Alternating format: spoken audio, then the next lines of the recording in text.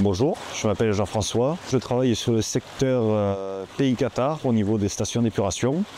Et mon rôle, c'est de m'occuper des stations de plus et de moins de 1000 équivalents habitants. Alors dans ce secteur, ça fait depuis 2 ans environ que j'y suis, mais sinon ça va faire bientôt 5 ans que je suis au sein du SMDEA, où je travaillais tout ce qui était les stations, mais sur le secteur de la Haute-Ariège.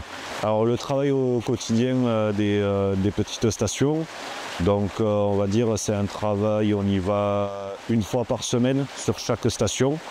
Donc sur le secteur déjà il y en a une vingtaine de petites stations où en fait quand on y va, on regarde qu'il y ait de l'entrée à la station, que le bon traitement s'effectue bien. Et après voir s'il y a des soucis mécaniques, électriques, si la station en possède. Les petites stations comme les grandes ont le même système, grosso modo. C'est tout ce que les gens, quand ils tirent la chasse, qui prennent la douche, l'évier, part dans un réseau, qui après ce réseau peut passer dans les postes de relevage, qui ensuite viennent à la station.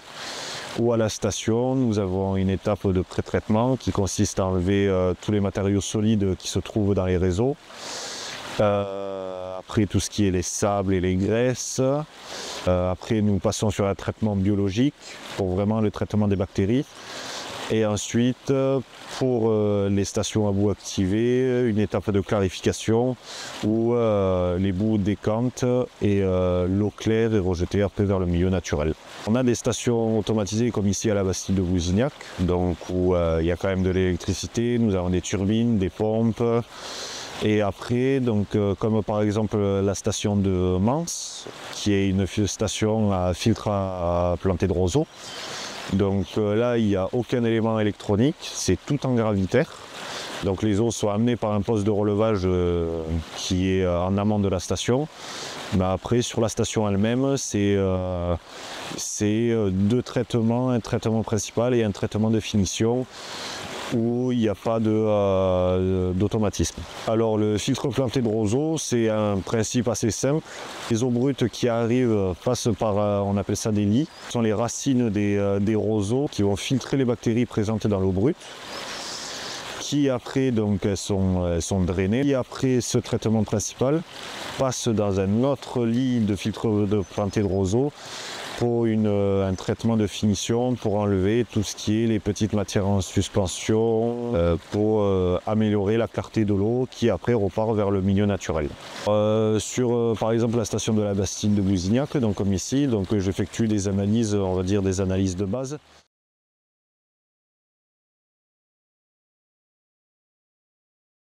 Moi, Rémi Soulet, je suis exploitant sur le pays de Foix, sur les stations d'assainissement de plus d'équivalent habitant. Voilà, moi je suis responsable d'exploitation sur le Chiva et la Barre, et ensuite en binôme ici avec Serge Sanac sur Bernajou, qui est la grosse station de Foix, c'est une 27 000 équivalents habitants. Alors ici, on n'a pas forcément de journée type. Quand on arrive, déjà, on a une station qui est télésurveillée. Donc on a tout ce qui est report d'alarme, d'information.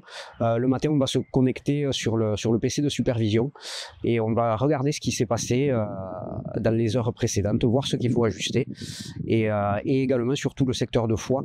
Donc on va se répartir les tâches en fonction des urgences. Et sinon, la journée type, après, c'est de l'exploitation. Donc on va contrôler les paramètres et pour ajuster tout ce qui est phase d'aération, voilà. On va faire des relevés essentiellement qu'on va analyser. Et ensuite on a ici aussi la partie traitement de boue exogène des petites stations du département, pas que du secteur pays de Foix. Alors au niveau de la collecte, c'est tout le réseau d'assainissement, le réseau d'égout en fait de la ville de Foix et de toutes les communes périphériques qui arrivent sur le poste de relevage central de la station. La première phase, c'est une phase de dégrillage pour enlever tout ce qui est matière solide, séparer au maximum les gros composants, alors essentiellement les layettes, tout ce qui peut être, qui peut transiter dans les réseaux. Donc en cas de forte pluie, il peut y avoir des bouts de bois, des chiffons, bon, il y a énormément de matière solide, donc le dégrillage permet de séparer ça. Ensuite, on ne peut pas intervenir dessus, donc c'est collecté dans les poubelles et c'est ramassé par le Smectom. Une fois qu'on a fait ce pré-traitement, on va rentrer dans un ouvrage qui est un séparateur des graisses et des sables. Donc les sables plus lourds que l'eau vont aller au fond et les graisses, par une injection de fines bulles, on va les faire remonter en surface et les racler. Donc là, il y a un traitement des sables, un traitement de lavage et on va le collecter. C'est du sable qui peut être recyclé après pour du remblai ou d'autres utilisations. Les graisses passent dans une autre filière de traitement où on va casser les molécules de graisse pour les réinjecter petit à petit à l'entrée de la station. Ensuite, on va passer sur la partie biologique, c'est-à-dire qu'on va aérer les boues et on va créer des cycles, puisque c'est un ensemble de bactéries, une biomasse qui va se nourrir de la pollution. Donc toutes ces bactéries, on va leur donner de l'oxygène, on va les priver d'oxygène et on va créer des phases de nitrification, dénitrification pour éliminer tous les composants azotés. Donc ça, c'est la phase des bassins d'aération. Et derrière ça, donc on va avoir lesté des boues qui vont être très lourdes, qu'on va mettre dans des clarificateurs et ça va décanter dans des ouvrages coniques, donc ça va décanter au fond et toute l'eau de surface est prête à être rejetée dans le milieu naturel. Voilà. Et c'est ce qu'on va contrôler ensuite en qualité entre les effluents entrants et les effluents sortants, voilà, pour voir l'efficience de la station.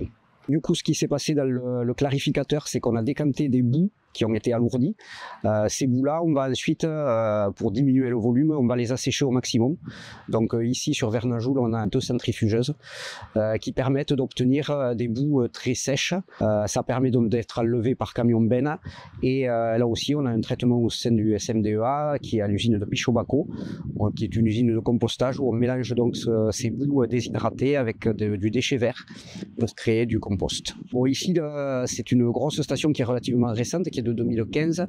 Ça permet d'avoir des technologies qui sont assez abouties et qui minimalisent au maximum l'action de l'homme, c'est-à-dire qu'on a beaucoup d'automates et de systèmes qui vont gérer par des capteurs et les phases de process vont se lancer essentiellement toutes seules.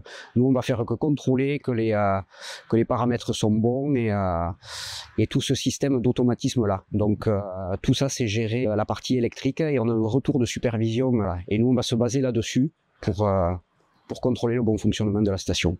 La station, elle est prévue pour accueillir en pointe, on va dire 300 mètres cubeurs. Avec les réseaux actuels qu'on a, les précipitations ont tendance à faire monter les débits entrants. Quand on dépasse ce seuil des 300 mètres cubeurs, on a ici à Vernajoul un système de bypass qui remplit un bassin d'orage qui sert de bassin tampon. Et progressivement, quand les débits reviennent à la normale, on réinjecte les effluents donc, de ce bassin tampon au pré-traitement de la station. Ça permet de ne jamais bypasser d'eau usée dans l'Ariège.